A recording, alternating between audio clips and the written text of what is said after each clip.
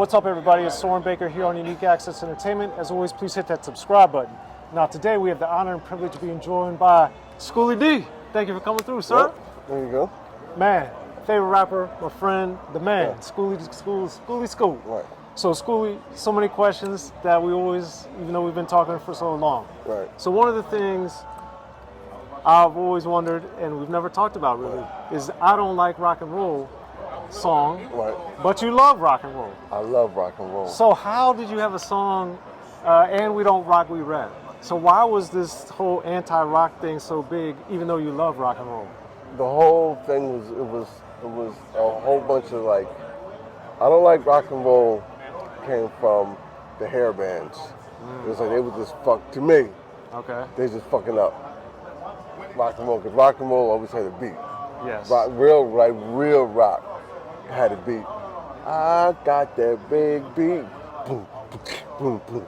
Like everybody, it's like the DJ we rapped over rock and roll beats. Of course. And it was kind of just like, and in the early days of hip hop or rap, people were really pushing us. And it was like saying it's not real music, this is not rock. But then hair bands came out, like Cinderella and shit, and then Prince dissed it. And I love fucking Prince. Yes. But then so I'm just like, well, fuck that shit. I'm gonna stand up for my people, for my music. This is my generation. This is the new thing, and everybody thought it was a fad, but I was just laughing at them because I knew it wasn't a fad. I was like, this shit ain't no fucking fad. This shit is life fucking changing. It was like jazz, because nobody understood jazz. Nobody understood James Brown. Nobody understood Aretha Franklin. You understand? Yeah. Nobody understood Sly and the Family Stone. This shit was all, and this shit lasted. I knew rap was gonna last, so that was my pushback. It was like, that was me kind of just like, dude, it's just like, yeah, we'll see how long hair bands last. Rap is still here. Rap is still here, and rap is still fresh. Yes. Clearly. Yeah, and everybody wants to be, dress, and act and look like a rapper. Yes. And speaking of dress, why did feelers appeal to you so much? They were comfortable. Okay. Adidas was already taken. Yes. And it was just kind of like, they had that look. They had like that It was Philly very look. smooth. Yes. It was like, it was smooth, and you could just do anything you want in felines, you know what I'm saying? It's like, you can work out in felines, you can go to you could fucking like break dance in felines, you can go on a date in felines, you know what I'm saying? You buy a pair of felines. They were expensive. They were expensive for back then, like 50, I 60 never got to get a pair back in the day. Yeah, so it was just like, so felines was fresh. Yes. And feline was like the new thing. And I would like to also point out that Put Your Feelers On came out before my Adidas. Yeah. And to my knowledge, it is the Yeah. first rap song about shoes or including Yeah. shoes in such a manner. Yeah. So what, obviously, you're not synonymous with fashion per se, Right. but you had Feelers, you had Gucci Time. Yeah. Why was bringing up and mentioning this type of stuff so significant for you? Well, it was significant because it was significant to us because it's like, the guy told me a story. He said, look, man, they ain't gonna let no niggas buy no motherfucking property. The best y'all can do is buy Cadillacs. So we kind of like, we can't buy like a whole bunch of property and shit like that, real estate. So we kind of like, from our parents, from our grandparents, it's like, so we just start buying jewelry. We start buying like, well, the finer things in life. And like that moment, it was just like Fila, Gucci, you know, Fendi. That was just us kind of like coming up. So, Moving on up. Yeah, it wasn't like moving up. We just wanted to experience, especially as young kids, because life was changing. Because it was like right before the 81, 82, life sucked all over America. It was just like, you know, gas, you know what I'm saying? It was like just sucked. When hip hop and rap came, shit changed for everybody. It was So exciting. it's like, oh, I could get a Gucci now. I can buy Fendi. I can get Filas. You know what I'm saying? So yeah. So that was just young kids being young and spending money on shit. Okay. And then Also, something you did early on was introduce and talk about a lot of cartoons and different types of characters like that. Yeah. Why did you use that as something to incorporate into all your stories? Because you also made them X-rated in a time when that was... When I was in school, I used to make these X-rated comic books. Ah. Yeah. So I had this thing called, it wasn't called Batman, it's called Bat Dick. It was Batman with a big ass dick. Is that where Mr. Big Dick came from? Yeah, kind of, sort of. Okay. And then I had this one called Jaws.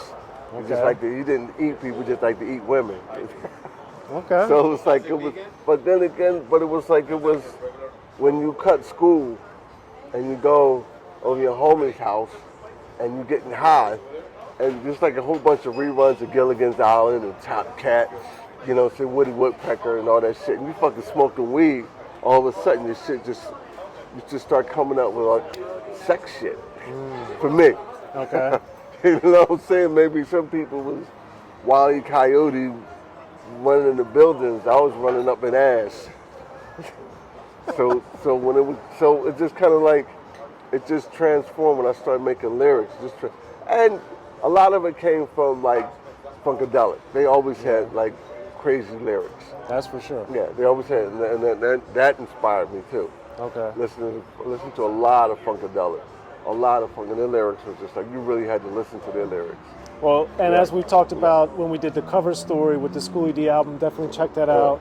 And Schoolie D's Crazy, that's why I checked that link out, because you obviously got the inspiration to draw and your style of drawing for Pedro and different things.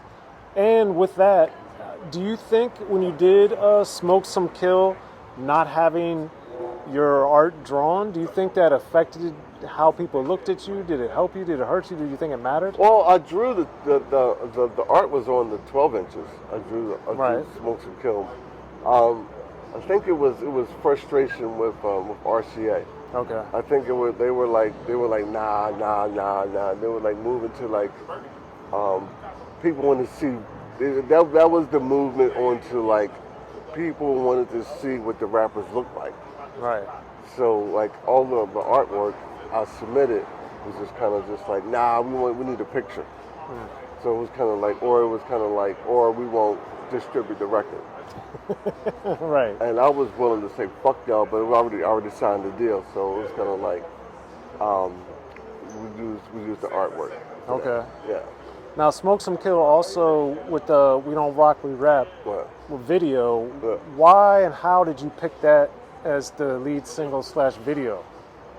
Well, we were probably high. I noticed a recurring theme, Schoolie. There's a lot of Schoolie D was high. And the thing, it was like I was an angry young black man, and I was just trying to push anywhere I could push. I was just trying to push the envelope, and that seemed like a song that could push the envelope, because it was like I said, it felt like it was a war. It was an actual musical war going on. Right. It was I remember. It was like punk, and you had Prince, then you had punk, then you had hair bands, then you had Rick James, then you had Michael Jackson, then you had Run DMC and Schoolie D and the BC. So everybody was fighting. Everybody was fighting for their part. Right. And I was just like, that seemed like, you know, like I don't even think the real X-rated version made it onto the record, because I got pretty raw. It was just like, and then it was just kind of just like, it was like, how can you say fuck Prince, fuck this person? It was just kind of just like, well, this is what we're doing. Right. So I want to stand up and say, this is what we're doing. And the video wasn't supposed to be that. The wrestling scene wasn't supposed to be that long. It was only supposed to be a part. And that ended up being the dominant scene. And RCA and Jobs, they did that. Why did they like that? Because they were trying to soften up Schoolie D. Really? It's like, well, if we make it comical, and I was like, and they were just like, well, in response to that, I was like, if you're gonna do that, then you gotta do Mr. Big Dick. Right. For the next single. And I need a video. And that's where the claymation came? Yeah. it was kind of just like, this nigga crazy. They were like, people can't even say on the radio, Mr. Big Dick. I was like, but I'm going to win because my fans are going to enjoy Mr. Big Dick.